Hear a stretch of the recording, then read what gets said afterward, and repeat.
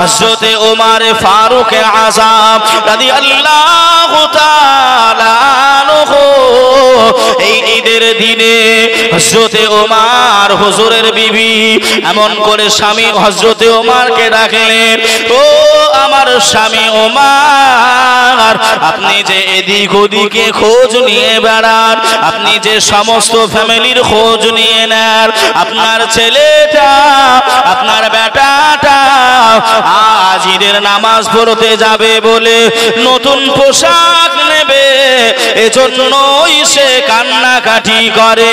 আপনি আব্বা যান, আপনি এমন করে একটা দেশ কি দিতে পারবেন নাই, নতুন জামা কি দিতে পারবেন না? যে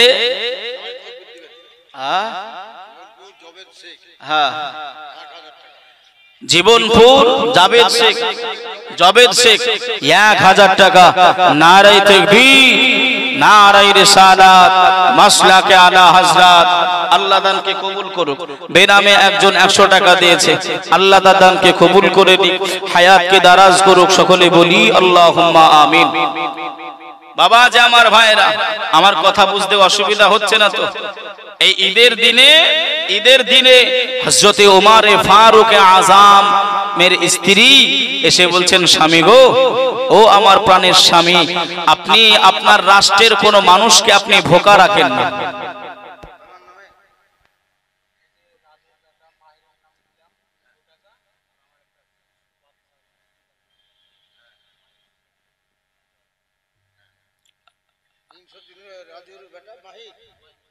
রাজুর বেটা মাহি 300 করে 600 টাকা মোট নগদ দিয়েছে। আল্লাহ দানকে কবুল করুক। সকলে বলি আল্লাহুম্মা আমিন। বাবা ওখানটা একটু বসে যান। আল্লাহ পাক সকলের দানকে কবুল করে নিক, হায়াতকে দারাজ করুক। সকলে বলি আল্লাহুম্মা আমিন। আল্লাহুম্মা আমিন। সুবহানাল্লাহ। দেখেন উনি রোগে ভুগছেন, আল্লাহ তাকে শেফায়ে জি জি জি জি মাশাআল্লাহ। আল্লাহ আপনার দানকে কবুল করেন, আল্লাহ তাকে রোগ থেকে শেফায়ে কুল্লিয়া নসিব করুক। সকলে বলি আল্লাহুম্মা আমিন। আমার বাবাজি ভাইরা, তা ঈদের দিনে হযরতে ওমর ফারুক আযমের বিবি স্বামীর কাছে গিয়ে বলছেন, স্বামী গো, আপনার ছেলেটার যে জামা নাই, একটা নতুন পোশাক নাই, আপনি কি সেটা কি জানেন? আপনি কোন রাষ্ট্রের কোন মানুষকে আপনি ভোকা থাকতে দেন নাই। জোরে বলুন না সুবহানাল্লাহ। সুবহানাল্লাহ। ওনার মতন প্রতিনিধি, ওনার মতন রাষ্ট্র নেতা, যাকে বলা হয় অর্ধ পৃথিবীর খলিফা হযরতে ওমর ফারুক আযম। জোরে বলেন সুবহানাল্লাহ। অর্ধেক পৃথিবীর খলিফা ছিলেন হযরতে ওমর ফারুক আযম। সেই ওমর ফারুক আযম এলাকা ঘুরে ঘুরে দেখে বেড়াতেন, কার ভাত হচ্ছে না হয় নাই, কার জামা কাপড় আছে কি নাই, কে এমন করে অসুস্থই রয়েছে। কিতাবের ভিতরে লক্ষণীয় যে হুজুর একটা কুকুর পর্যন্ত আপনার অনাহারে ভোকা অবস্থায় রাখতেন না ওনার রাষ্ট্রে। জোরে বলুন না সুবহানাল্লাহ। সুবহানাল্লাহ সুবহানাল্লাহ। সেই ওমর ফারুক আযমের কথা বলছি। আমরাও তো বাপ হযরতে ওমর ফারুক আযমও সংসার করেছেন, তিনিও সাংসারিক ছিলেন। ঈদের এমন করে আপনার সময়ে বলছেন, হুজুর আপনার ছেলেটার যে একটা কাপড় নাই, সবাই নতুন সাজ পোশাক পরে যাবে, আপনার ছেলেটা একটা নতুন সাজ পোশাক পাবে না? এই আমাদের ছেলেরা পায় না, পায় না। এক মাস নয় এমন করে আপনার 10টা রোজা হলো, তা ছেলে মেয়ের আপনার ভ্যান ভ্যানানি চিল্লা চিল্লি আরম্ভ হয়ে গেল। মা এসে বলছে, হ্যাঁ গো শুনছো, তোমার মেয়ে খাবার খাচ্ছে না। বাপ বলছে, কেন রে, কি হয়েছে, কি খাবার কেন খায় না? তা বলছে, তোমার মেয়ে এখন বায়না ধরেছে যে ছিঁড়া প্যান্ট, আপনার জিন্স সেট গুলো হয়েছে, ওই ছিঁড়া প্যান্ট নেবে, নইলে আপনার খাবার খাবে। হাই হাই মুসলমান।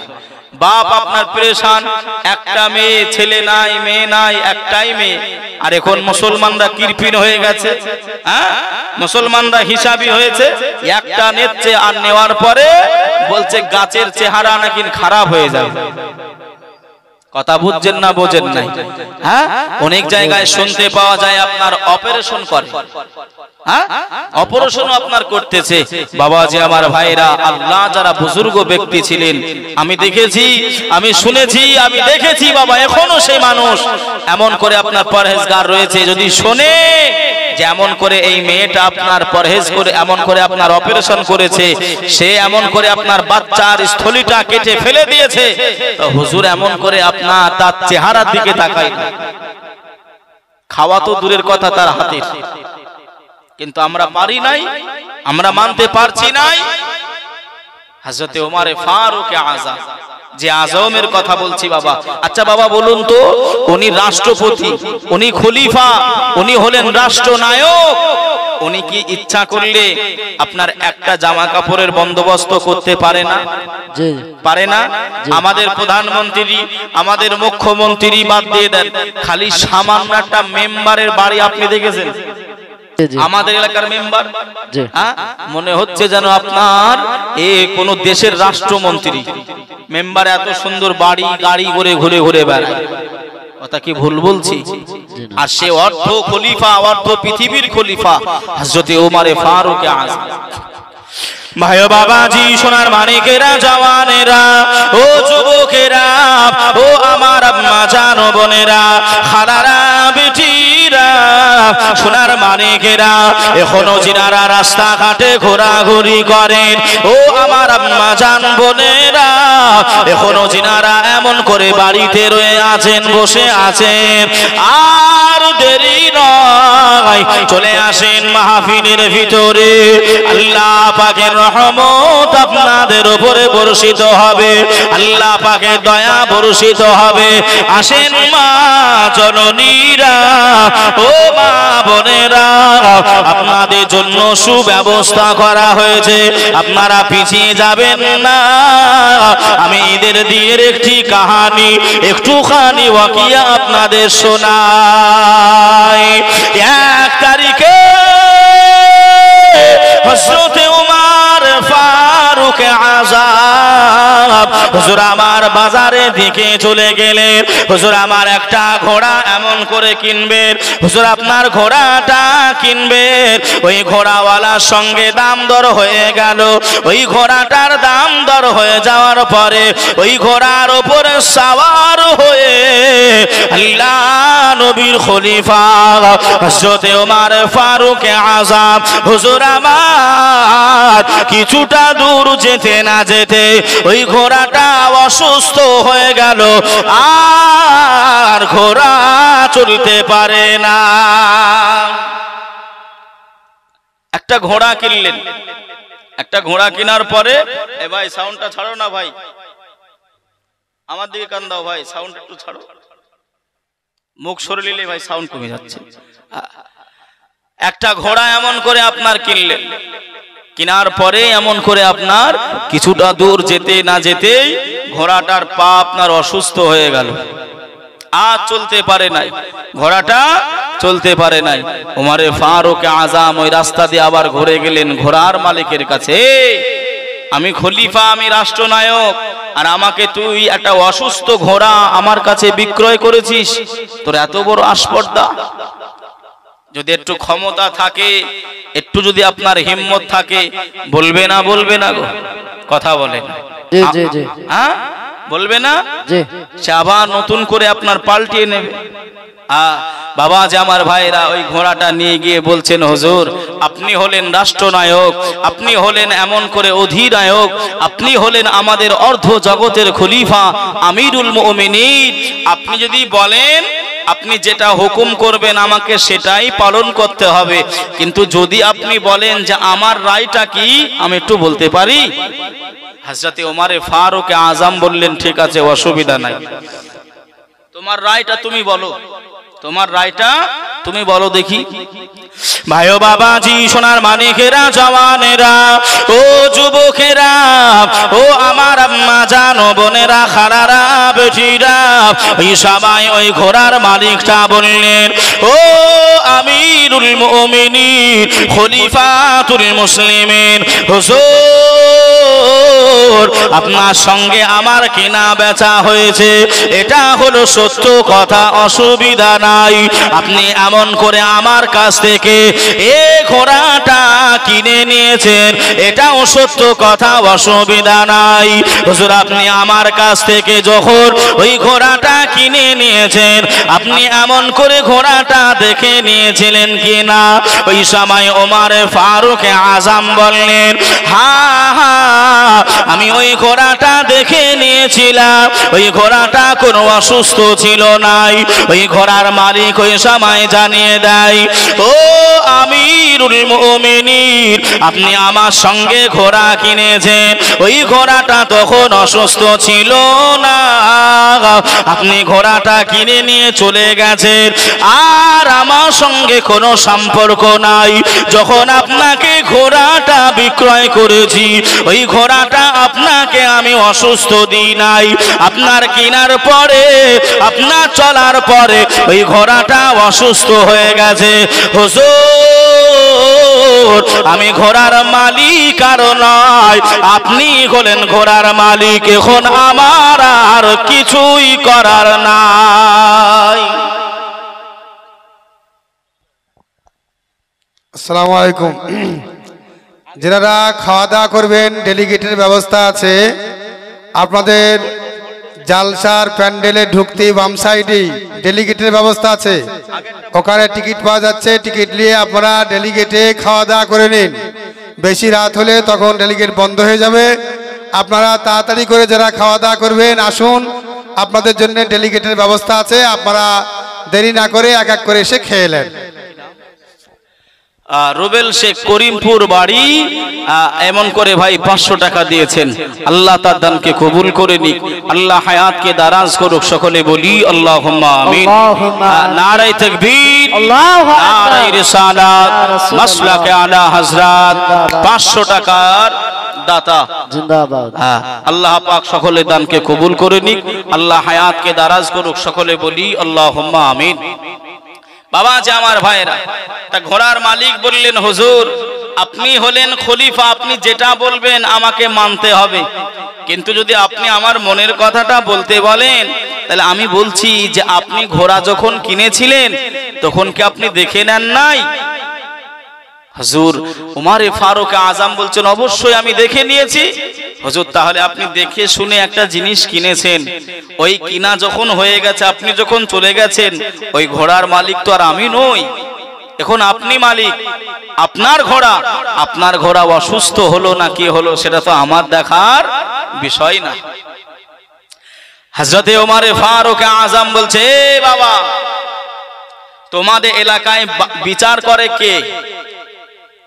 মানে হাইকোর্ট যেমন আছে, সুপ্রিম কোর্ট আছে না নাই গো? গ্রামের মোড়ল মতব্বরও আছে, থানাও আছে। যদি আপনার গ্রামের মোড়ল মতব্বরদের সঙ্গে আপনার মীমাংসা হয়ে যায়, থানা পর্যন্ত পৌঁছাতে হয় না? থানা পর্যন্ত যদি আপনার মীমাংসা হয়ে যায়, কোর্ট পর্যন্ত যেতে হবে না?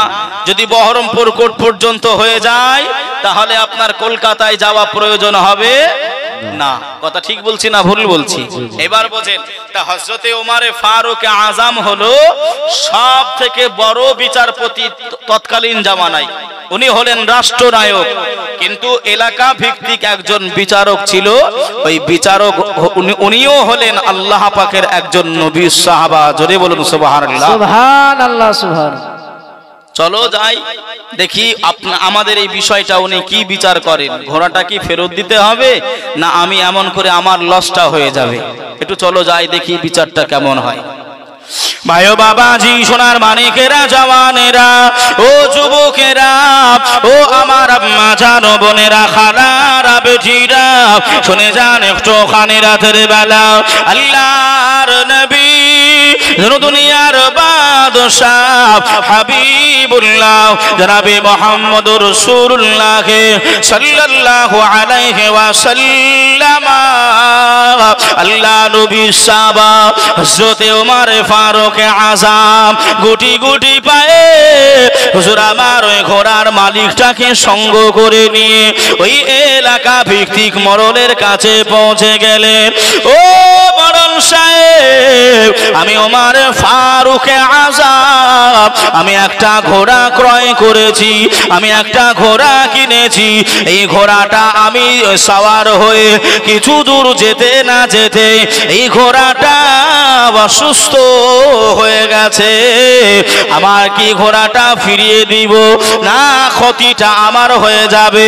ওই সময় ওই মোড়ল সাহেব বলেছিলেন, হুজুর বেয়াদবি ক্ষমা করে দেন, বেয়াদবিটা মাফ করে দেন। হুজুর আপনি হলেন অর্ধ জগতের আপনি খলিফা, আপনি হলেন আমাদের রাষ্ট্রনায়ক, আপনি হলেন আমাদের খলিফা।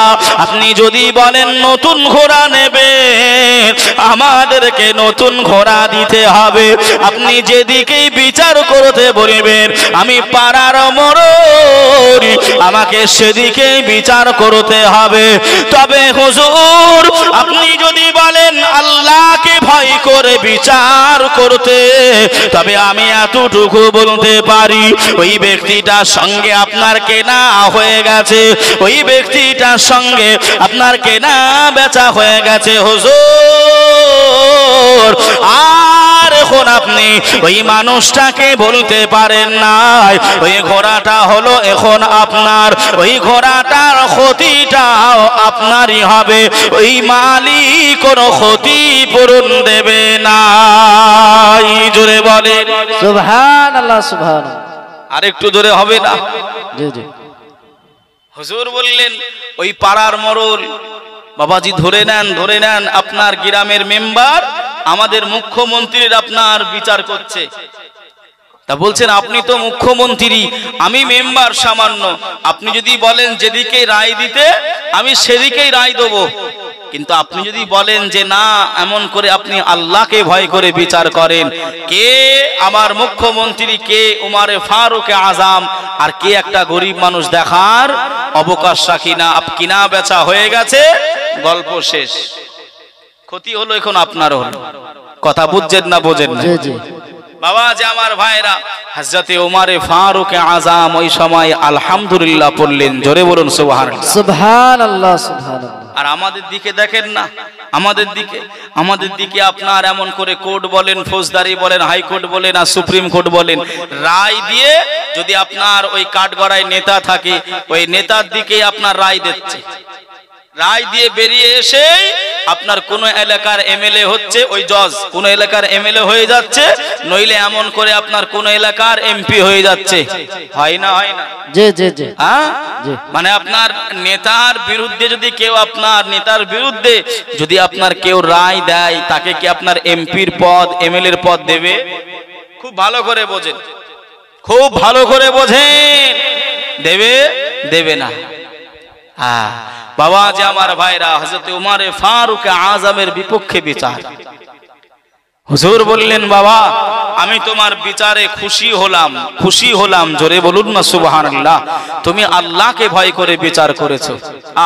তাদের জিন্দেগিটা কেমন ছিল, তাদের জিন্দেগিটা কেমন ছিল, আর আমার আপনার জিন্দেগিটা কোথায় কেমন এলোমেলো হয়ে গেছে, এলোমেলো হয়ে গেল জানো ভাই ও বাবাজি, সোনার মানিকেরা, জওয়ানেরা, ও যুবকেরা, ও আমার আম্মা জান, বোনেরা, খালারা, বেটিরা, শুনে যান একটু খানি রাতের বেলা আল্লাহর নবী, দিন দুনিয়ার বাদশাহ হাবিবুল্লাহ জনাবে মুহাম্মদুর রাসূলুল্লাহ সাল্লাল্লাহু আলাইহি ওয়াসাল্লাম, নবী পাকের সাহাবা হযরত ওমর ফারুক আযম ওই সময় ওই বিচারককে বললেন, ও বাবা বিচারক, শুনে রেখে দাও বাবা, আমি ওমর ফারুক আযম জানিয়ে দিলাম, আমি ওমর ফারুক আযম জানিয়ে দিলাম, তুমি যে বিচারটা করেছো বাবা, এই বিচারে আমি খুশি হয়ে গিয়ে আমি তোমাকে এলাকার অর্থমন্ত্রী বানিয়ে দিলাম। সুবহানাল্লাহ, সুবহানাল্লাহ। কি মন্ত্রী? অর্থমন্ত্রী। টাকা পয়সার হিসাব নিকাশ রাষ্ট্রের আপনার যিনি হন তাকে বলা হয় অর্থমন্ত্রী। এই অর্থ টাকা পয়সার মন্ত্রী এমন করে বানিয়ে দেওয়া হলো ওই বিচারকটাকে। তাহলে প্রমোশন হলো না হলো না? হ্যাঁ, উপরের র্যাঙ্কে চাকরি পেল, তাও আবার এমন করে আপনার খলিফার বিরুদ্ধে বিচার করে। কোরআন হাদিসের কাছে কে নেতা, কে মাওলানা, কে হুজুর, কোনো কিছু কি চলবে নাকি বাবা? চলবে? কোরআন হাদিস যেদিকে আমরা আছি সেদিকে, আমরা আছি সেদিকে। কোন মানুষের কথা খাটবে না। কি বা আপনি এমন করে নেতা মাওলানা যেই হন না কেন, কিন্তু আমাদের যুগে ভরপুর হয়ে গেছে বাবা এমন করে আপনার 2 নম্বরী কাজ এমন করে করে করে মানুষ হিলছে না। তো ওই হুজুরে উমারে ফারুকে আজম এত সৎ, এত নিখুঁত, ঈদের দিন ছেলেকে একটা এমন করে আপনার জামা কিনা দেওয়ার পয়সা নাই। ঈদের দিন ছেলেকে বিবিকে একটা জামা একটা কাপড় কিনে দেবে, হুজুরের কাছে পয়সা নাই, অর্থ নাই। তিনি হলেন আবার অর্থ এমন করে অধিনায়ক, রাষ্ট্রপতি। আপনি বিচার করতে পারছেন? একটু হিসাব নিয়ে আসতে পারছেন? হ্যাঁ বাবা, যে আমার ভাইরা, তা হুজুর এমন করে একটা চিঠি লিখলেন ওই অর্থমন্ত্রীর কাছে। ওই অর্থমন্ত্রীর কাছে একটা চিঠি লিখলেন, অর্থমন্ত্রী আমি উমারে ফারুকে আজম, আমার ছেলের জন্য একটা পোশাক কিনতে হবে ঈদের দিন, তাই আপনি আগামী মাসের অগ্রিম আমাকে কিছু টাকা আমাকে দেন। কোন মাসের? আগামী মাসের অগ্রিম টাকা আমাকে কিছু দেন। এই চিঠিটা আপনার দিয়ে দিলেন কাকে? অর্থমন্ত্রীর কাছে। অর্থমন্ত্রীর কাছে বাবা, যে আমার ভাই, অর্থমন্ত্রীর চিঠিটা পাওয়া মাত্রই ও এমন করে দেখেই আপনার ঝরঝর করে কান্নাকাটি করছে। জোরে বলুন না সুবহানাল্লাহ। সুবহানাল্লাহ, সুবহানাল্লাহ। হুজুর এত সৎ, জিনার হাতে অর্ধ পৃথিবী, তিনার বাড়িতে তিনার কাছে একটা জামা কেনার পয়সা নাই, তিনার বিবিকে দেওয়ার মতন একটা কাপড় দেওয়ার মতন পয়সা নাই। হুজুর অর্থমন্ত্রী এমন করে কান্নাকাটি করছে।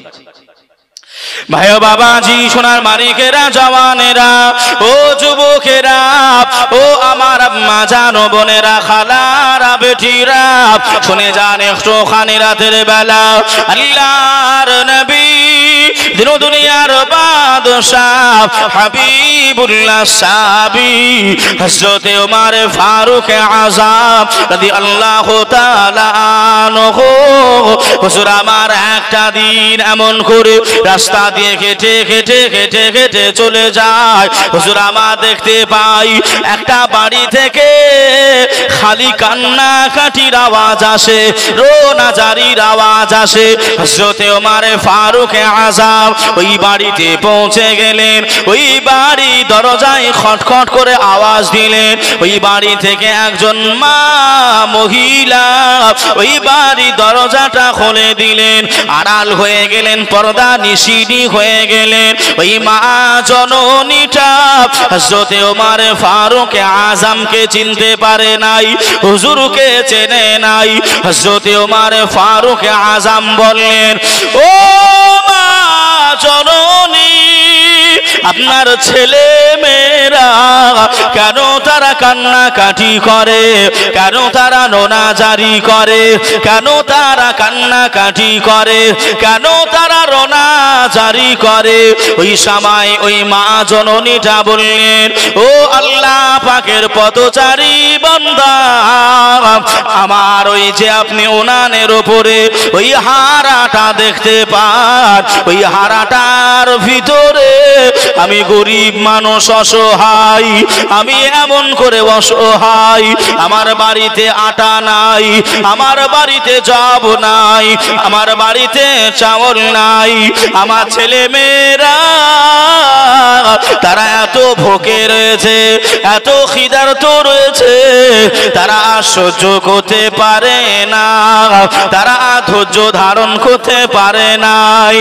ও আল্লাহ পাকের বান্দা, আপনি শুনে রেখে দেন, তারা খিদের জন্য তাদের ঘুমটাও হয় না।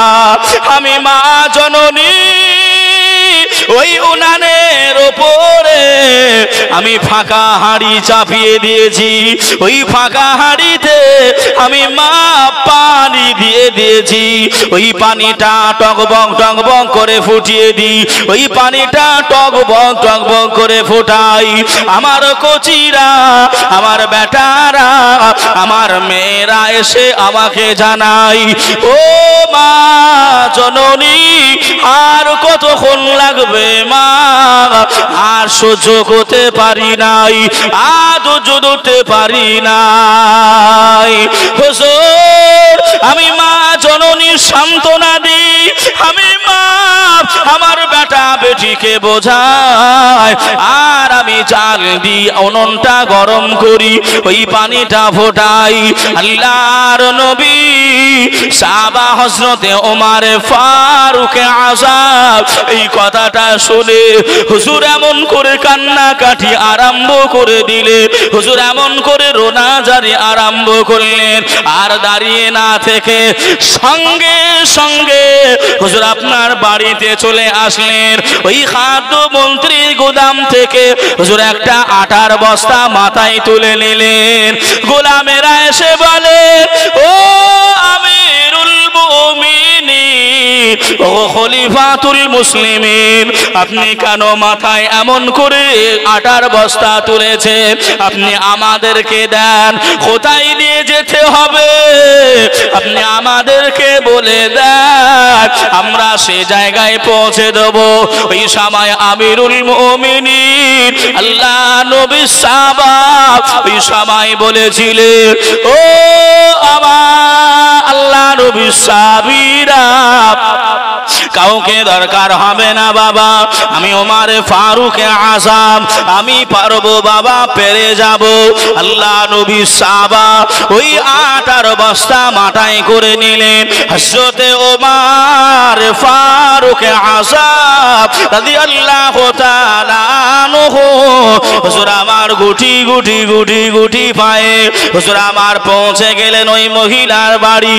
ও মামে, আপনি আর খালি পানি গরম করবেন না, আপনি আর পানিটা জাল দেবেন না মা, এই নেন আটা নিয়ে চলে এসেছি, এই আটাটা আপনি পাকিয়ে নেন, খামির তৈরি করে নেন, আর আপনার ছেলে মেয়েদেরকে ঘুম থেকে তুলিয়ে আপনার বেটা বেটিকে খাওয়া দাওয়া করিয়ে দেন। জোরে বলুন সুবহানাল্লাহ, সুবহানাল্লাহ। আর একটু জোরে হবে না? সুবহানাল্লাহ। এতটা খোঁজ নিতেন, এতটা নিখুঁত ভাবে রাষ্ট্র চালাতেন। আর এমন করে বাবাজি আমাদের দিকে দেখতে গেলে যে যেমন ভাবে পারছে মেরে মুচড়ে কিভাবে খাওয়া যায় সেই চিন্তা করছে। হে মুসলমানের বেটারা, নেতা যদি হতে চাও হযরতে ওমর ফারুক আযমের মতো নেতা হও। নেতা যদি হতে চাও ওমর ফারুক আযমের মতন আদর্শবান হও। হুজুর এমন করে নিজের আটার ভাগটা দিয়ে চলে আসলেন। কাকে? ওই গরিব মানুষটাকে, ফকির ও মিসকিনটাকে। মা, তুমি খালি পানি আর গরম করবে না, তুমি আর খালি পানি গরম করবে না, এই আটাটা তুমি খামির তৈরি করে রুটি বানিয়ে তোমার ছেলে মেয়েকে তুমি ডেকে ডেকে একটু খাইয়ে দাও না মা। একটু জোরে বলবেন না সুবহানাল্লাহ। তারা কি নেতৃত্ব আপনার দিয়েছিলেন, মুসলমানের নেতা কেমন হওয়া উচিত, এখান থেকে আমাদের শিক্ষা নেওয়া দরকার। যে ওমর ফারুক আযমের কথা বলছি বাবা, এই ওমর ফারুক আযম যদি রাস্তা দিয়ে হেঁটে হেঁটে চলে যেত 40 দিন পর্যন্ত ওই রাস্তা দিয়ে শয়তান যাওয়ার সাহস পেত না। জোরে বলুন সুবহানাল্লাহ, সুবহানাল্লাহ। সেই ওমর ফারুক আযম একটা চিঠি লিখেছেন, যে চিঠিটাতে লেখা আছে অগ্রিম একটা মাসের আমাকে মাইনে দিতে হবে। হ্যাঁ, মাইনে দিতে হবে, আমার ছেলের একটা ঈদের নতুন পোশাক আমি কিনবো, আমি একটা ঈদের পোশাক আমার ছেলেকে আমার বিবিকে আমি দেব, তাই কিছু টাকা অগ্রিম টাকা আমার প্রয়োজন। অর্থমন্ত্রী দেখে হাও মাও করে কাঁদছেন, আল্লাহ, যিনি অন্যর খিদে পেলে থাকতে পারে না, যিনি অন্যকে দেখার জন্য সারাক্ষণ ছোটাছুটি করে, কে ঘুমিয়েছে, কে খাওয়া দাওয়া করেছে, কে সুস্থ আছে না অসুস্থ আছে, যার কাজই এমন, তিনি নিজের ফ্যামিলির কথা কি ভুলে গেছেন? অর্থমন্ত্রী অপর পিঠে আবার একটা চিঠিতে কলম ঘোরাতে আরম্ভ করেছে। ওই চিঠিটা হযরতে ওমর ফারুক আযমের কাছে চলে এসেছে। হুজুর মনে করলেন অর্থমন্ত্রী আমাকে হয়তো চিঠির মাধ্যমে টাকাটা পাঠিয়ে দিয়েছে। আল্লাহু আকবার, সুবহানাল্লাহ। যে চিঠিটা খুলেই এমন করে হযরতে ওমর ফারুক আযম এমন করে দেখে আশ্চর্য হয়ে গেলেন। জোরে বলুন সুবহানাল্লাহ। দয়ার নবীজি আমরা তোমায় ভুলতে পারি না, তোমার আম্মা আমেনা গো তোমার দুধমা হালিমা, তোমার আম্মা আমেনা গো তোমার দুধমা হালিমা। দয়ার নবীজি আমরা তোমায় ভুলতে পারি না, তোমার আম্মা আমেনা গো তোমার দুধমা হালিমা। তুমি গেলে যখন মা হালিমার ঘরে, খোদার রহমত ঝরে মা হালিমার ঘরে। মা হালিমা বলে খোদার রহমত ঝরে পড়ে, আমার ঘরে এলো দেখো খোদার করুণা। তোমার আম্মা আমেনা গো তোমার দুধমা হালিমা, তোমার আম্মা আমেনা গো তোমার দুধমা হালিমা। দয়ার নবীজি আমরা তোমায় ভুলতে পারি না, তোমার আম্মা আমেনা গো তোমার দুধমা হালিমা। জোরে বলুন ইয়া রাসূলুল্লাহ। আর একটু জোরে হবে না ইয়া রাসূলুল্লাহ। তুমি জন্ম নিলে মা আমিনার ঘরে, খোদার ফারিস্তারা আসে সে ঘরে। তুমি সিরাতে রাসূল মারফাতের বুলবুল, তুমি সিরাতে রাসূল মারফাতের বুলবুল। তোমার দোয়া কবুল করতে খোদা দেরি করে না, তোমার আম্মা আমেনা গো তোমার দুধমা হালিমা। দয়ার নবীজি আমরা তোমায় ভুলতে পারি না, তোমার আম্মা আমেনা গো তোমার দুধমা হালিমা। তোমার আম্মা আমেনা গো তোমার দুধমা হালিমা। আল্লাহুম্মা আলা সাইয়্যিদিনা মাওলানা মুহাম্মদ ওয়া আলা আলি সাইয়্যিদিনা সাল্লি আলা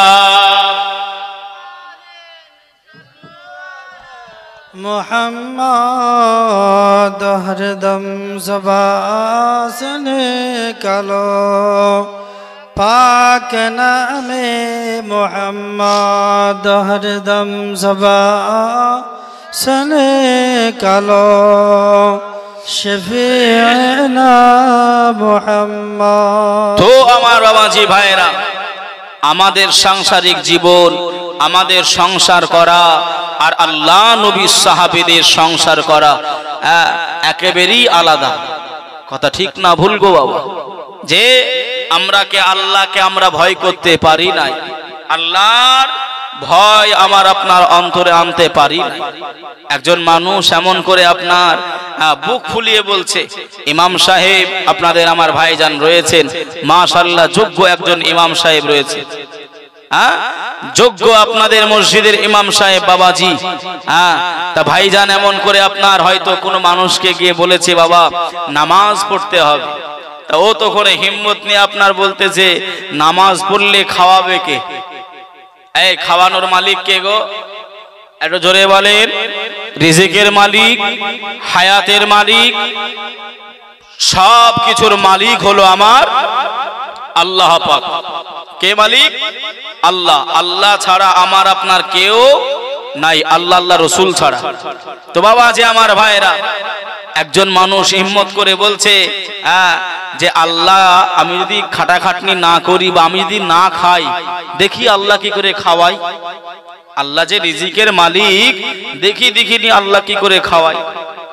ও নিয়ত করলো আমি খাবো না, আল্লাহ কি করে খাওয়াই আমি আজ দেখব। মানুষের সঙ্গে আপনার চ্যালেঞ্জ ছুড়ে দিল, তর্ক করলো, বাড়িতে চলে গেছে। বাড়িতে গিয়ে বিবি বলছে স্বামী গো একটু খাওয়া দাওয়া করে নেন। মা বলছে বেটা কি হয়েছে, কি খাওয়া দাওয়া করো। বেটা বেটে এসে বলছে আব্বা একটু খাওয়া দাওয়া করে নেন।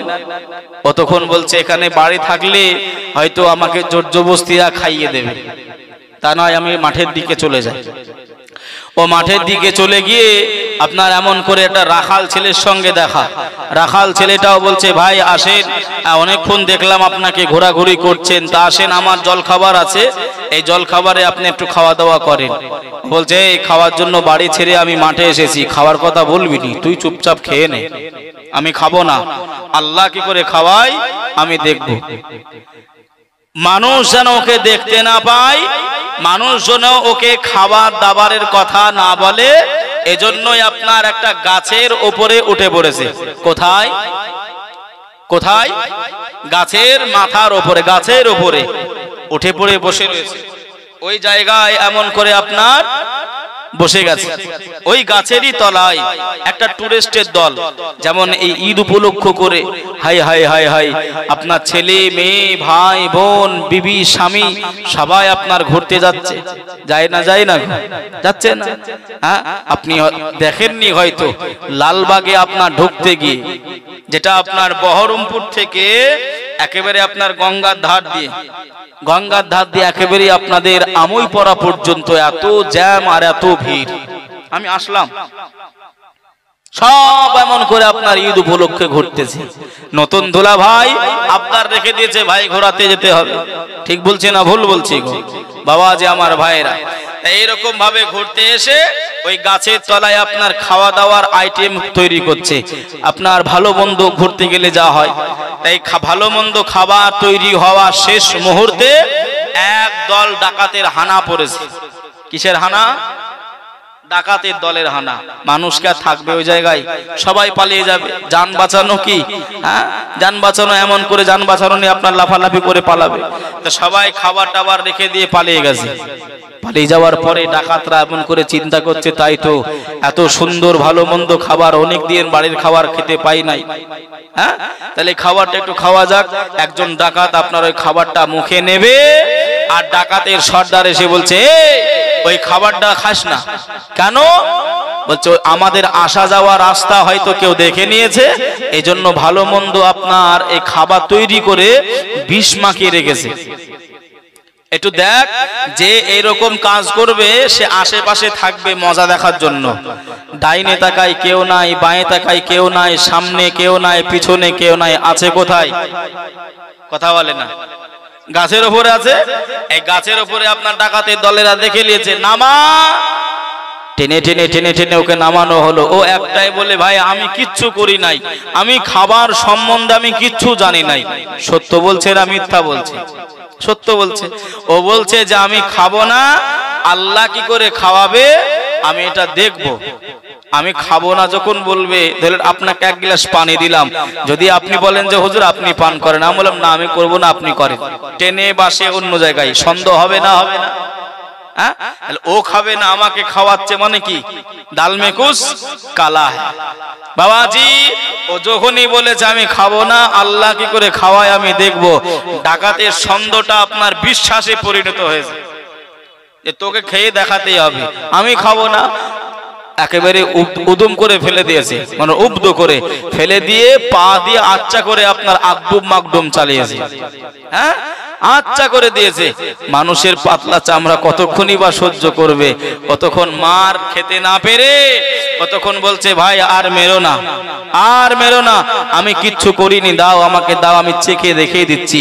খাবারটা নিয়ে তখন ওই ব্যক্তিটা, ওই নাফরমান বান্দাটা ওই সময় বলছে, আল্লাহ আজকে থেকে মনে প্রাণে বিশ্বাস করে নিলাম, আল্লাহ আপনি পেটেও খাওয়াতে পারেন, পিঠেও খাওয়াতে পারেন। আল্লাহ পারে না? পারে না। তুইজ্জু মান তাশা ওয়া তুযিল্লু মান তাশা বিআদিকাল খায়র। ইজ্জতের মালিক হলো আল্লাহ, জিল্লাতের মালিকও আমার আল্লাহ।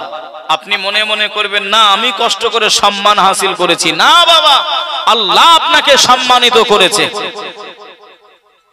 বাবা আজ আমার ভাইরা, তা সেই দিক দিয়ে লক্ষ্য করে আজ আমাদের ঈমানটা কমজোর হয়ে গেছে, ঈমান হালকা হয়ে গেছে, যার কারণে এই পরিস্থিতি পরিণতি হয়ে গেছে। ভাই বাবাজি, সোনার মানিকেরা, জওয়ানেরা, ও যুবকেরা, ও আমার আম্মা জানো, বোনেরা, খালারা, বেটিরা, শুনে যান একটু খানি রাতের বেলা আল্লাহর নবী, দিন দুনিয়ার বাদশাহ হাবিবুল্লাহ জনাবে মুহাম্মদুর রাসূলুল্লাহ সাল্লাল্লাহু আলাইহি ওয়াসাল্লাম সাহাবী হযরতে ওমর ফারুক আযম রাদিয়াল্লাহু তাআলা আনহু ওই অর্থমন্ত্রী চিঠিটা পেয়ে গেলেন। হুজুর আমার আনন্দিত হলেন, হুজুর আমার চিঠিটাই মনে করলেন অর্থমন্ত্রী হয়তো টাকাটা পাঠিয়ে দিয়েছে, টাকাটা দিয়ে দিয়েছে। হুজুর আমার চিঠিটা খুলতে না খুলতে হুজুর আমার দেখতে পান, আরে ওই চিঠিতে দুটি শর্ত লেখা রয়েছে। কি এমন শর্ত দিয়েছে? হযরতে ওমর ফারুক আযম ঝরঝর ঝরঝর ঝরঝর করে কান্নাকাটি করেন, রোনা জারি করেন। ও আমিরুল মুমিনিন, খলিফাতুল মুসলিমিন হযরতে ওমর ফারুক আযম, আপনি হলেন আমাদের খলিফা, আপনি হলেন আমাদের রাষ্ট্রনায়ক, আপনি হলেন আমাদের এমন করে অর্ধ পৃথিবীর খলিফা। আপনি যদি বলেন আমাকে সব টাকা দিয়ে দিতে হবে, আমি অর্থমন্ত্রী, আমার কিছুই করার নাই, আমাকে বাধ্য হয়ে টাকা দিয়ে দিতে হবে। তবে শুনে রেখে দেন, জেনে রেখে দেন, আপনি যদি আমার বিচার যদি বলেন, আমি অর্থমন্ত্রী, আমার মনের কথা যদি জিজ্ঞাসা করেন, হুজুর শুনে রেখে দেন, জেনে রেখে দেন, আপনাকে দুইটা শর্ত দেওয়া হলো। ওই দুইটা শর্ত যদি আপনি আমাকে প্রমাণ দিতে পারেন, আমি অর্থমন্ত্রী, আপনাকে অগ্রিম 1 মাসের টাকা আমি আপনাকে দিয়ে দেব। ও ভাই জানেরা, ও আমার আম্মা জানো, বোনেরা, খালারা, বেটিরা, ওই সবাই হুজুর আমার প্রথম নাম্বার শর্ত দেখতে পেলেন। হুজুর আমার প্রথম নাম্বার শর্ত দেখতে পান, হুজুর আপনি আমিরুল মুমিনিন, হুজুর আপনি খলিফাতুল মুসলিমিন, আপনি যে অগ্রিম 1 মাসের টাকা চেয়েছেন, আপনি আগামী বছর, আগামী মাস, আল্লাহ যে অতটুকু সময় আপনাকে বাঁচিয়ে রেখে দেবেন কিনা, আপনি যদি গ্যারান্টি দিয়ে দেন, আমি অর্থমন্ত্রী আপনাকে টাকা অগ্রিম দিয়ে দেব।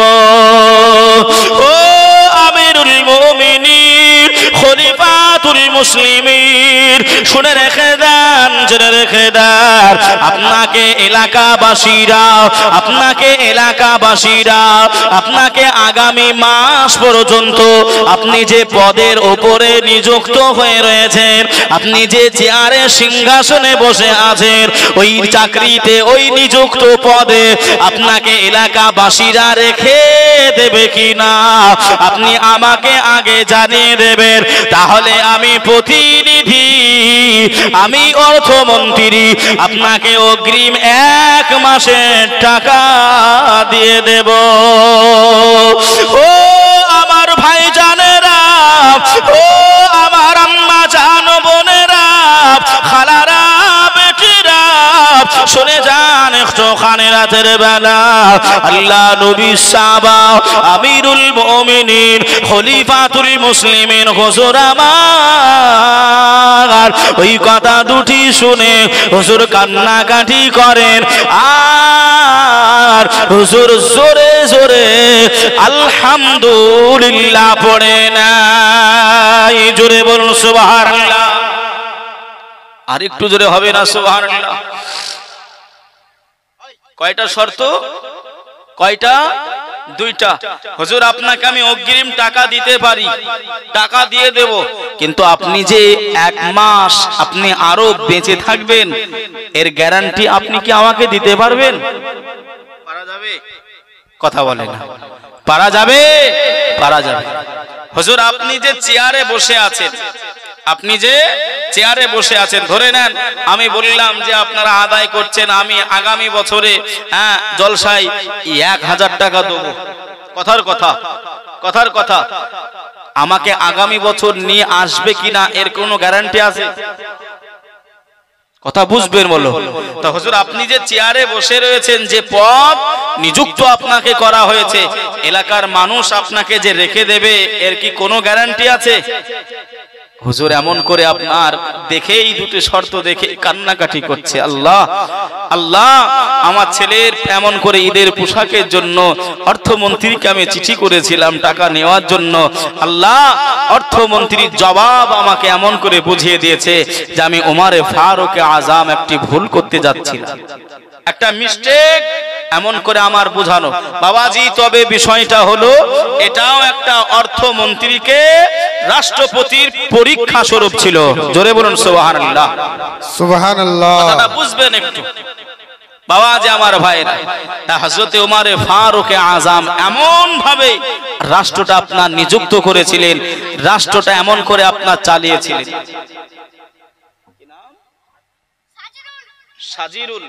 সাজিরুল এমন করে আপনার ছোট্ট একটি বাচ্চা ছেলে এসে সাজিরুলের নামে 500 টাকা দিয়ে গেছেন।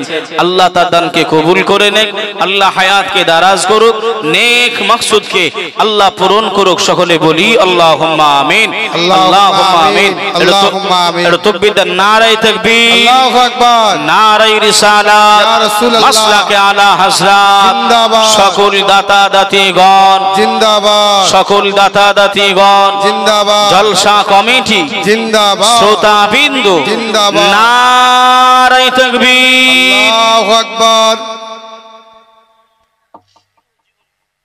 দেখেন হিরো ভাই আমার জীবনপুর বাড়ি এখানেই ছিল, এসে 500 টাকা দিয়ে গেল অতি তাড়াতাড়ি। আল্লাহ তার দানকে কবুল করে নিও, হায়াতকে দারাজও করে দিও। আল্লাহ তার নেক আশা মাকসুদকে জায়েজ তামান্নাকে আল্লাহ তুমি পূরণ করে দিও।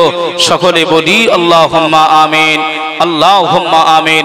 নারায়ে তাকবীর, আল্লাহু আকবার, নারায়ে রিসালাত, মাসলাকে আলা হযরত। আল্লাহ সকলের দানকে কবুল করে নেন। আল্লাহ আপনি রহমান, আল্লাহ আপনি রহিম, আপনি গফফার, আপনি সত্তার। আল্লাহ আপনি বান্দার দানগুলিকে, বান্দীদের দানগুলিকে নবী পাকের কদমের ওসিলায় কবুল করে নেন। আল্লাহুম্মা আমিন। বাবাজি তো সেই বিষয়ে যে কথাটা বলতে যাচ্ছিলাম, আমাদের ঈমানগুলো কোথায়? ঈমান